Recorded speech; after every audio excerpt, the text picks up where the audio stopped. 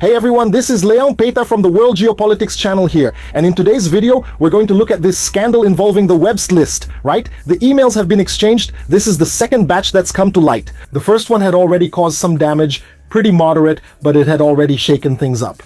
But this second one is being devastating, especially because it's so big, and in a way it's even overloading people's sensory capacity.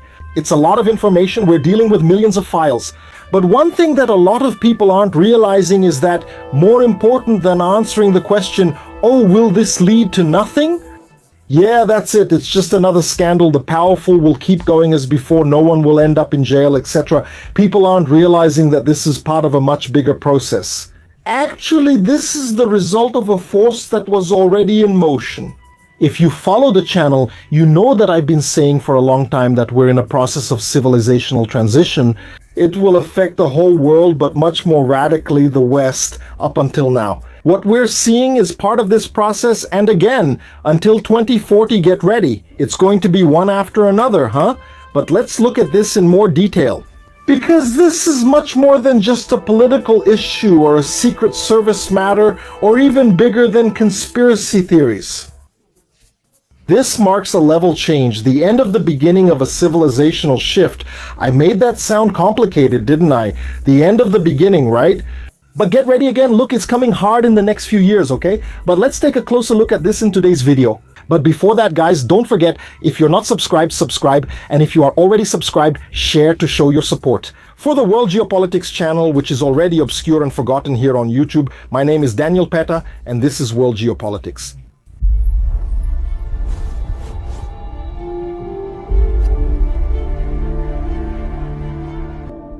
The scandals involving the Epstein case are not random things. The disclosure is timely, and it involves two very big things that the vast, overwhelming majority of people haven't noticed.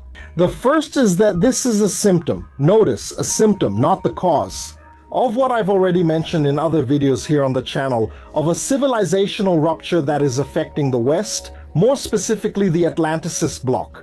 And second, this is part of an intra-elite conflict that will reshape the political context. Even if all this repercussion doesn't lead to anything legally and no one ends up going to jail, from the perspective of a raw power analysis, don't be mistaken. We are witnessing a shift of power within the American deep state, and also among the Western elites. Bill Gates, Peter Mandelson, Ariane de Rothschild, and other very influential and powerful people who, years ago, would have been considered absolutely innocent. And feeling the weight of the pressure. And again, even if none of them go to jail, the political effects of this will be felt by them. And this recent explosion of the Epstein files, especially with the releases in February 2026, can be seen as an accelerating element of the transition. But not as its definitive proof, but rather as a revealing symptom of this global change. And that's because it's affecting countries from the Western Bloc, where this most serious blow so far is happening in Europe, hitting the United Kingdom hard, but also Norway, Germany, France, and other very important countries in Europe. Whereas in the United States, the damage is being more contained, although still very deep, with names like Gates, Musk, and Trump appearing in old contacts, but without any new viable criminal charges. And in a way, reaffirming what we already knew before the release, at least for now, the release of millions of pages and the videos is not a chaotic leak. It is an institutionalized selective process managed by American institutions. These are the same institutions that for a long time protected the very people involved in the Epstein case, but who are now being revealed. And this happens because the institutions may even be the same, but the elites and the deep state are changing. This shows how these groups are able to convert internal entropy using the secrets of the old elites as a tool for selective cleansing and controlled distraction. In countries like Russia, China, or Iran, these scandals are usually covered up and very, very rarely come to light. But in general, even if they don't come to light, they are used internally for purges, that is, a quiet internal cleansing of the system without global exposure. But here, this scandal turns a potential weakness into a demonstration of transparency, even if only partial, with the real power to affect the elites of other countries. The European names and old transatlantic connections expose weaknesses in the American and European coalition. And the reason why this isn't just another crisis or just another scandal that will lead nowhere, it's evident in the fact that crises that die out without an echo are usually contained within national bubbles or are quickly hushed up. And this is something that has already led to resignations and parliamentary investigations in Europe and the United States. Renewed and heated debates about the regulation of big tech companies, offshore finances, that is, in tax havens, and the reinforcement of the narrative of European decline versus American renewal led by Trump and his successors. So, even if there are no major arrests in the United States or Europe, the episode has already changed perceptions of the legitimacy of certain transatlantic elites.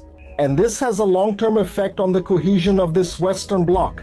A scandal involving revelations about monarchies, tech billionaires, and former presidents would have been absolutely unthinkable 15 or 20 years ago. And this proves that the oversight institutions like the FBI, the Department of Justice, and the intelligence agencies have deliberately failed for decades, and they were precisely controlled by these elites. Historically, always, and I mean always, for a new system to emerge, the old one needs to be seen as irredeemably corrupt and therefore something that must be cleaned out.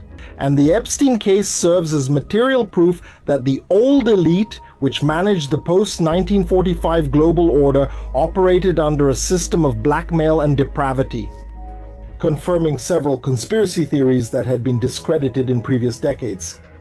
This makes it easier to transition to new centers of power which promise this ethical cleansing, even if it's just rhetoric. The elite we're talking about, or the old establishment, was the pre-2015 structure. It's a transatlantic institutional arrangement formed by the political and financial core, which involves the high finance of Wall Street and wealth, London large global law firms, philanthropic foundations connected to billionaires, and political elites, liberals, and internationalists from the United States and Europe. Many of the frequent participants in the meetings of the famous Bilderberg Group, which is behind several conspiracy theories, were also part of Epstein's social or business circle. Figures such as Peter Thiel from Palantir, Bill Gates, Henry Kissinger, and members of the Rothschild family have already been mentioned. Associated with both contexts, Epstein moved within this social ecosystem, and this is now a fact, historical and well documented. However, the group had been showing signs of decline in this bloc since 2016. As electoral populism grew in the United States and as the rise of other Eastern countries, such as China and India, became clear, this led to a loss of institutional trust, political attacks on financial elites, and the fragmentation of the global liberal consensus. In other words, the system was already weakening before the scandal, and this only came to light precisely because they were weakening.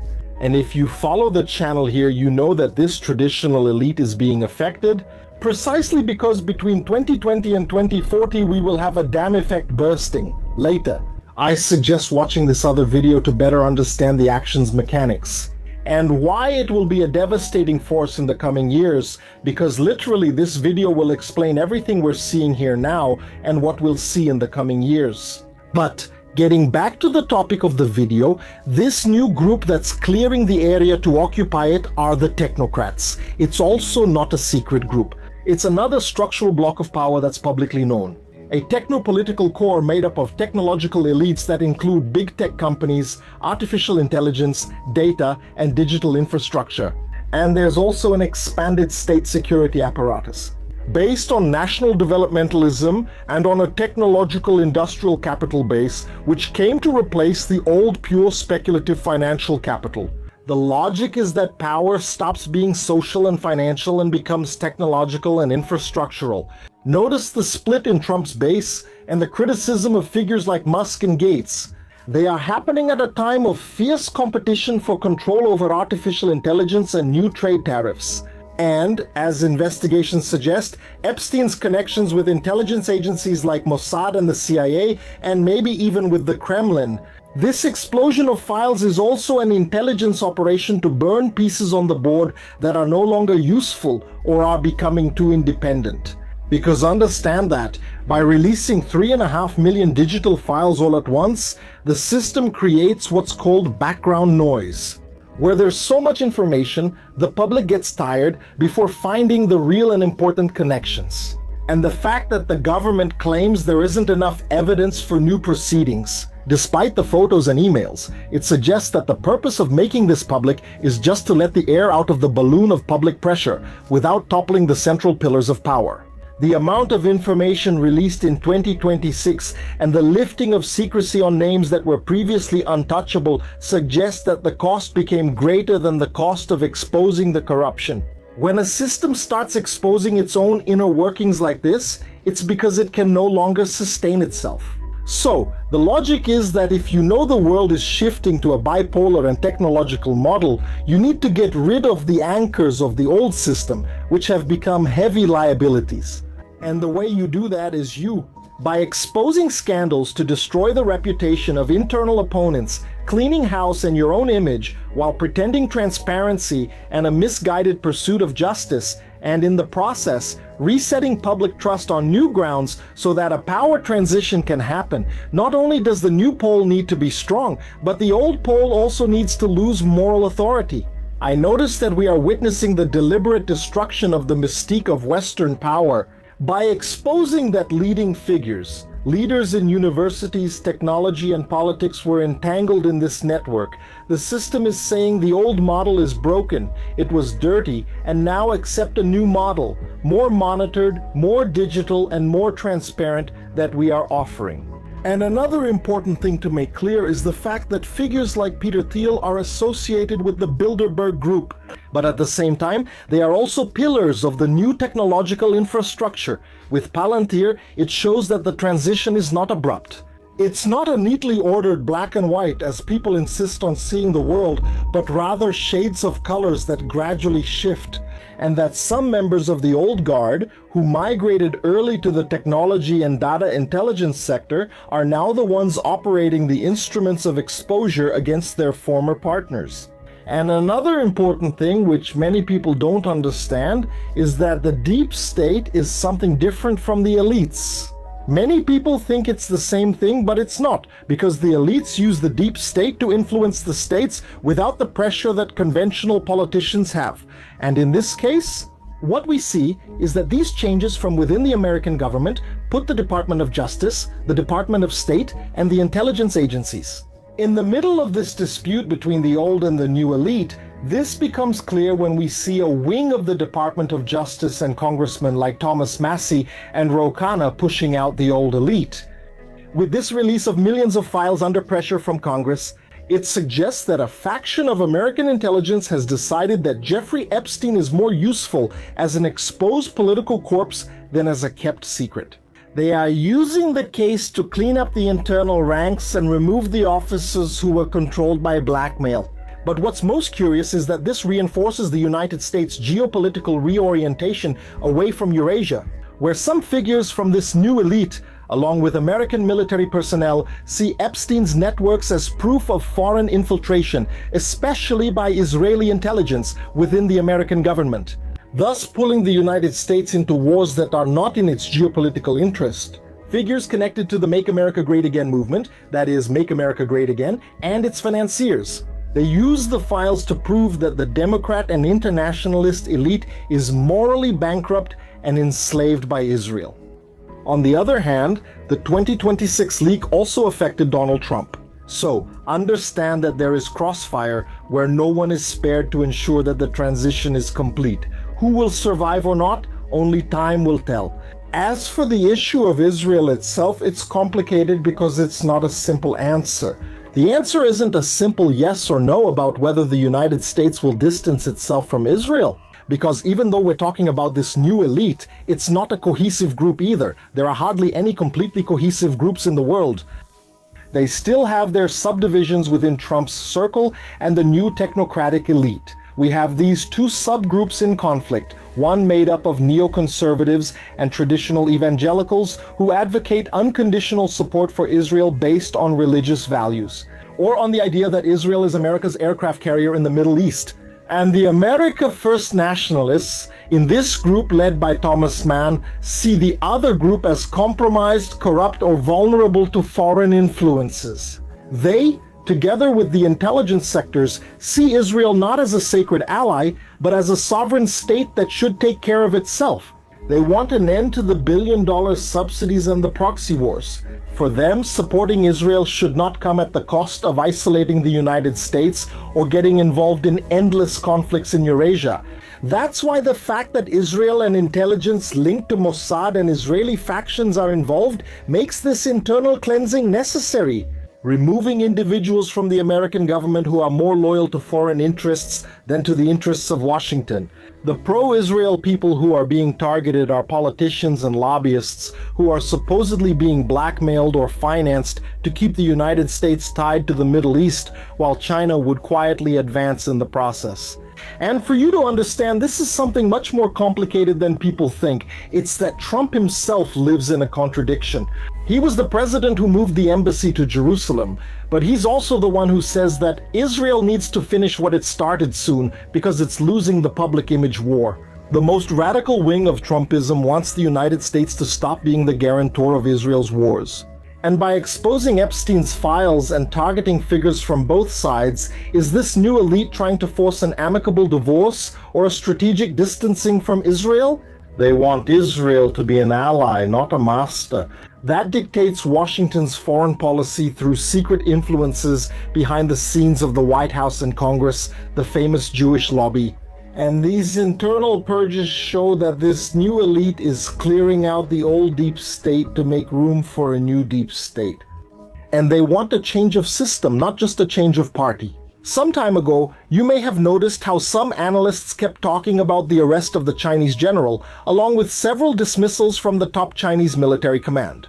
And that, just like back then, China would supposedly be vulnerable because of the changes in the chain of command, because of these purges, and that this would be yet another sign of Chinese fragility or its inevitable decline.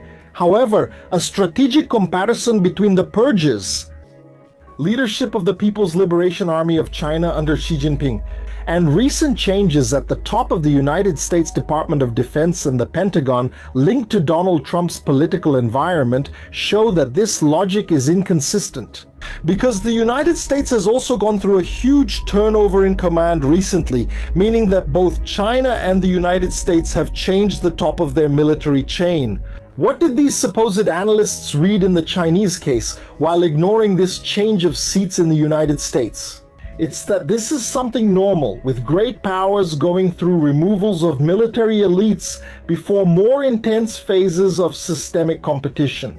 In other words, neither side is actually vulnerable because of these changes. They are in fact preparing for greater friction between the two. And therefore, they need to remove the old leadership to put in new leaders who are more engaged and better adapted to this environment. So what does this change in elites and the deep state mean from a fully geopolitical perspective? It means that first, we are seeing the confirmation of a change in the political structure of the United States. Just like what happened with Rome when it stopped being a monarchy and became a republic, or when it was a republic and became an empire, as well as the confirmation of a bipolar world between China and the United States. With this old elite being dismantled, we will also see Europe really going through more drastic changes in the coming years. Let's see who from this elite will survive in Europe and who will rise up there, seeking to fill this leadership vacuum. I think the changes will be visible first in England and France, so we have to keep watching in order to understand later the direction the Europeans will take. Anyway, it's way too early to say what will happen with Europe, except that we will have turbulence there, but after that there's no way to know. In the case of Brazil, along with other Latin American countries, we will be at the epicenter of the conflict between China and the United States. As the United States becomes more assertive and aggressive in the region, and China trying to court the new leaderships by offering alternatives to unconditional submission to the United States. For the Americans, it matters that they know the rules of the game very well. How does the physics of geopolitical warfare work in the Americas? Something the Chinese don't know as well. In any case, it's only a matter of time before what's happening in the United States ends up reaching the rest of the American continent as well. Well, folks, I hope you enjoyed it and understood that we are indeed in this process of transition. Actually, this scandal is only coming with such force because part of the old elite has already left, like Henrique's group. They've already died, and the other part, which is still alive, is very old. And this dispute between elites, so to speak, is preventing the successors of the old elite from coming to power. So, it's just the beginning of a behind-the-scenes war in international politics that's happening. There will be more heavy blows in the coming years, make no mistake, and things are going to change. I don't know if it will change for the better, I don't know if it will change for the worse, but changes are coming. I believe that in the long run, things have every reason to get better. In the meantime, don't be fooled. This transition period from 2020 to 2040, I'm using 2040 as a rough estimate. It may vary by country.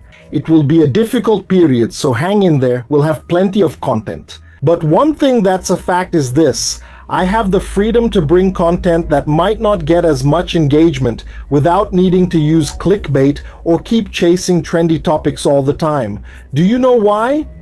Thanks to the members. The channel members give stability to the channel. That allows me to focus only on important topics. And more than that, it means I don't have to rush to bring desperate content like what happens on most channels. I can work in a calmer, deeper way in each context, so I can make these more elaborate videos with a unique perspective. You all follow thanks to the members. If you enjoy the World Geopolitics channel, consider becoming a member.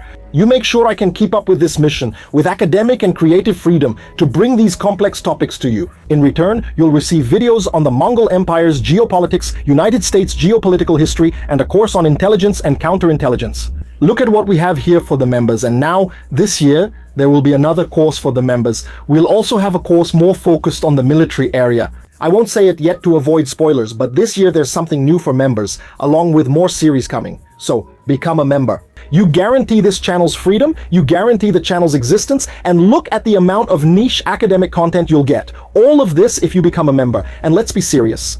It's not even the price of a carton of milk, and depending on the category you choose, your name will appear here at the end. As a thank you all very much. I hope you enjoyed it, and see you in the next video.